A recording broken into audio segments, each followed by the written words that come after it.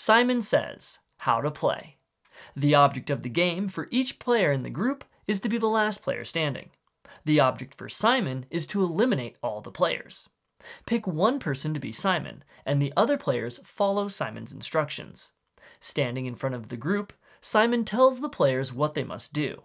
The players must obey all commands that begin with the words Simon says. For example, if Simon says, touch your nose, then all the players must touch their nose and continue to touch their nose until Simon says otherwise. Any player who fails to follow Simon's instructions is eliminated and must sit down. Simon is not allowed to give an impossible command.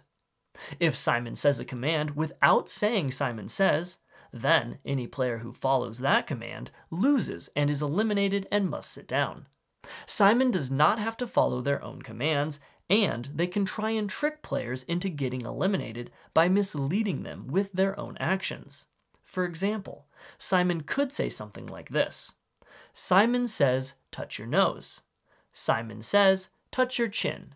Grab your ear. The last player standing wins and becomes the new Simon for the next game. If all the players are eliminated at the same time, then Simon wins and plays as Simon for the next game.